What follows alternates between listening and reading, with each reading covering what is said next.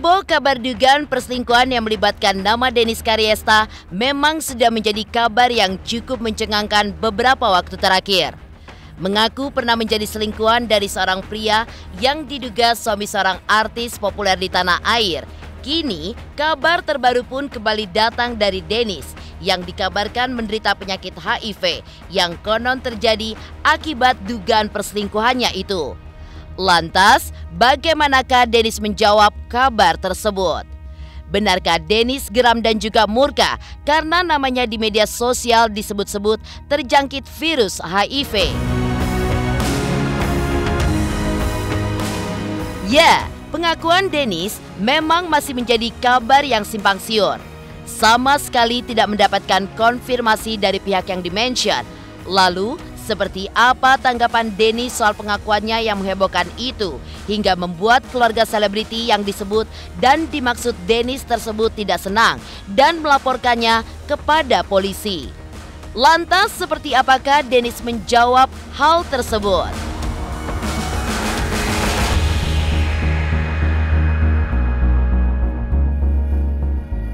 Di sisi lain, nama Dennis Karyesta memang terbilang nama yang cukup baru di dunia hiburan tanah air. Seperti apakah psikolog memberikan tanggapannya terkait sosok Dennis Karyesta? Dan bagaimanakah analisa psikolog dengan sikap Dennis yang dianggap selalu mengumbar sensasi? Pemirsa, bersama Intens Investigasi, kami hadirkan kabar terkini, terpercaya, dan teraktual. Tetapi sebelumnya, jangan lupa untuk like, subscribe, dan juga share channel YouTube ini.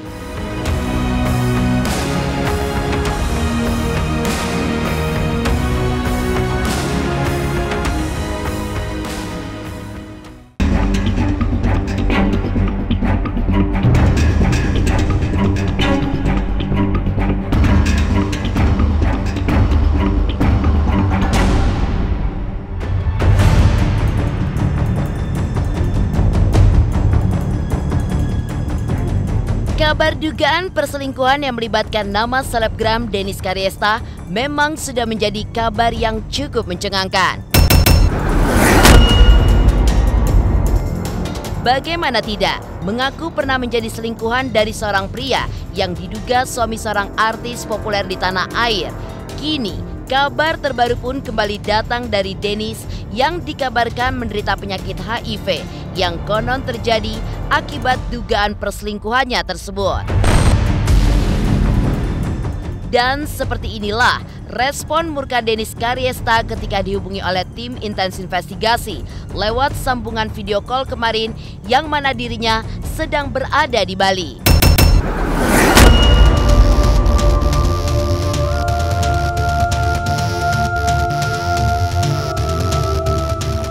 Sekarang aku masih di Bali, Mbak. Lagi sibuk urusin buka cabang toko baru bunga aku. Gua nggak mau jawab, pokoknya gue mau jawab kalau misalkan si RD sama bininya tes bareng aja. Gitu bertiga. Ya iyalah, abisnya kan dia yang ngomong kan nggak jelas siapa. Ya tes bareng aja. Yang jelas kalau misalkan saya HIV, ya berarti udah pasti si RD HIV juga sama bininya. Iya dong. Ya sehat lah, nggak ada tanda sakit gitu. Saya kan lagi sibuk tiap hari boxing, terus udah gitu kan bisa dilihat dari aktivitas Instagram saya, boxing sama urusin toko bunga baru.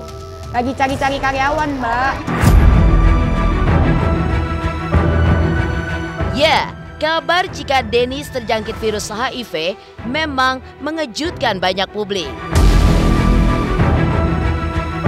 Bahkan menurut Dennis, hal itu pun membuatnya menjadi trending di aplikasi Twitter. Murka dan kesal memang sempat dirasakannya. Lalu, menurutnya mengapa kabar jika dirinya terkena HIV bisa membuat heboh dunia media sosial.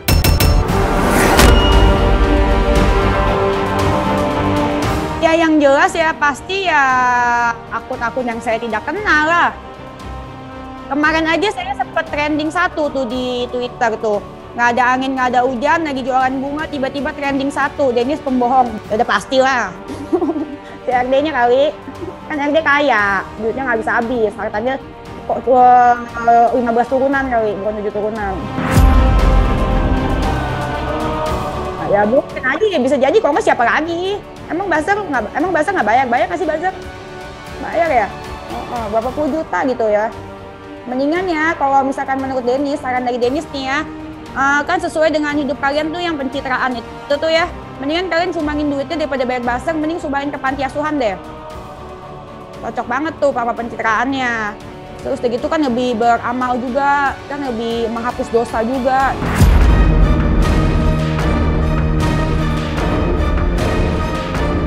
Di sisi lain, kabar terbaru pun juga menyebutkan jika istri pelaku perselingkuhan akan membawa permasalahan ini ke jalur hukum. Lantas, seperti apakah Denis menjawab kabar tersebut? Pemirsa Intens Investigasi, jangan lupa untuk like, subscribe, dan juga share channel YouTube ini. Jangan lupa pemirsa semua untuk saksikan Intens 3 kali sehari kayak minum obat pokoknya ya. Pokoknya disaksikan terus, jangan lupa like, comment, dan subscribe.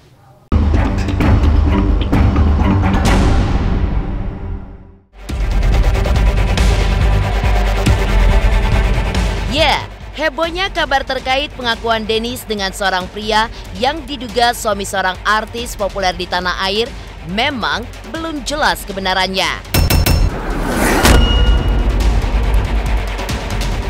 Lalu, apa respon yang dihadapi oleh Denis jika keluarga dari selebriti tersebut tidak terima dan melaporkan Denis ke polisi?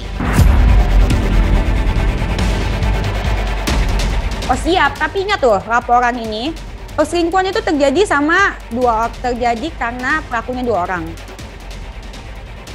Si cewek dan si cowoknya. Jadi yang masuk dua-duanya dong. Bener dong. Saya percaya negaranya dengan adil dan jujur dong. Pelakunya kan dua-duanya, bukan saya sendiri. Kecuali saya sendiri. Jadi gue selingkuh sama siapa? Sama pohon. Karena pelakunya yang selingkuh kan gue sama si Ede. Karena undang-undangnya kita masuk bareng lah. Ya tujuan gue pokoknya ya intinya ya tujuan gue dari semuanya gue sekali gue kasih tahu biar perselingkuhan nggak dianggap wajar. Makanya ini tuh menurut gue bukan aib. Ini kisah pribadi gue yang gue bagikan ke lu orang. Semoga bisa jadi pelajaran buat lu orang dan tidak terjadi di kalian. Gitu.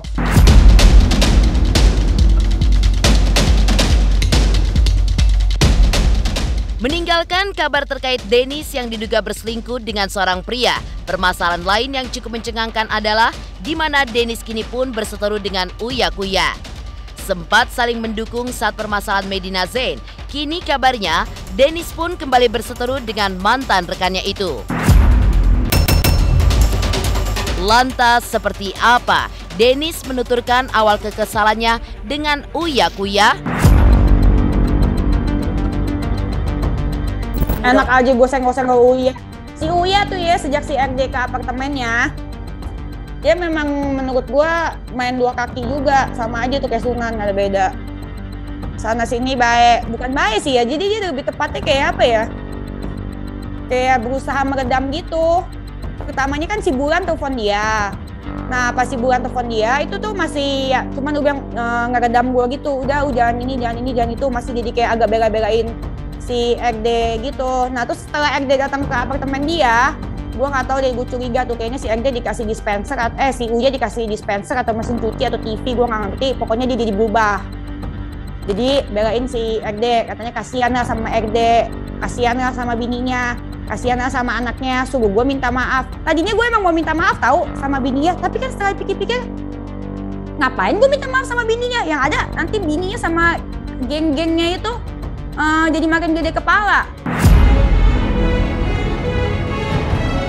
Iya kan? Yang punya perjanjian pernikahan kan lakinya sama bininya, bukan gue. Ya bininya urusan dia lah. Terus anak-anaknya kan bukan anak gue. Anaknya dia sama bininya, ya urusan dia lah.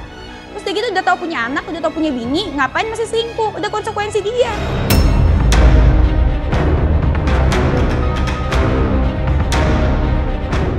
Di sisi lain, nama Denis Karyesta memang terbilang cukup baru di dunia hiburan tanah air. Seperti apa psikolog memberikan tanggapannya terkait sosok Dennis? Pemirsa Intens Investigasi, jangan lupa untuk like, subscribe, dan juga share channel YouTube ini. Hai semua, jangan lupa tonton Intens setiap hari Senin sampai Sabtu 3 kali sehari. Jangan lupa like dan jangan lupa subscribe.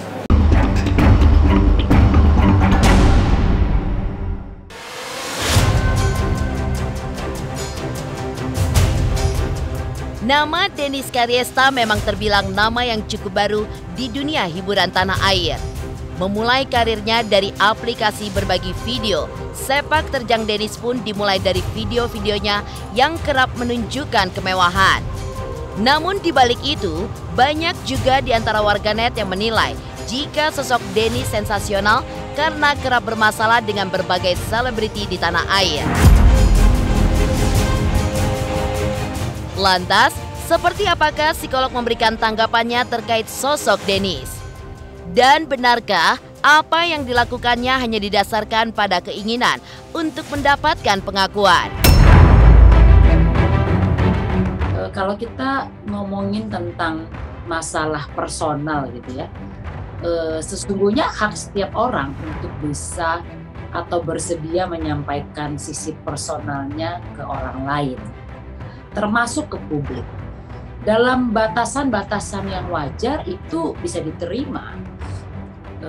Contohnya misalnya kita menceritakan pengalaman hidup yang sebenarnya tidak positif ya, untuk memberikan sebuah pencerahan atau inspirasi buat orang lain untuk tidak melakukan hal itu. Kan itu tujuannya kan baik sebenarnya. Nah, sebatas dia menceritakan dan memberikan sebuah ajakan untuk tidak melakukan, saya rasa itu wajar-wajar saja. Namun ketika upaya mempublikasikan masalah personal ini melebihi kadarnya, kurun waktu tertentu dia intens melakukan hal itu. Nah, kalau sudah begini, ini disebut dengan oversharing. Jadi upaya berbagi yang berlebihan. Memang tidak hanya di media sosial, namun kalau kita melakukan hal ini kepada orang lain di luar media sosial pun masih dalam kategori oversharing. Nah, kalau sudah masuk ke kategori oversharing, sesungguhnya ini bukan lagi sesuatu yang konstruktif, sesuatu yang positif atau edukatif gitu ya bagi orang lain yang mendengarkan. Bisa jadi ini justru merugikan orang lain. Kenapa? Karena mengganggu, menghabiskan waktu, bahkan bisa memberikan tanda kutip nih hal-hal yang tidak nyaman bagi orang lain. Jadi kayak toksik gitu buat orang lain yang mendengarkan hal itu. Apa yang melatar belakangi seseorang menampilkan hal personalnya ke publik tidak bisa dibaca 100% karena apa ya. Namun kalau kita melihat secara umum saja, ada beberapa hal. Misalnya yang pertama, ini berkaitan dengan kepentingan konten. Jadi memang dia secara terbuka bersedia mempublikasikan hal personal untuk memang menjadikan hal ini sebuah konten. Karena hal ini menarik di mata publik dan ini sebuah sensasi. Ini dan pesan dari gue juga, syukurilah hidup yang kalian punya dan jangan kemakan sama hidup-hidup yang di sosmed karena tidak seindah itu. Dan baguslah dengan adanya gue kan ngasih tahu kebenaran, kejujuran, jadi kalian jadi lebih bersyukur juga dengan hidup kalian gitu.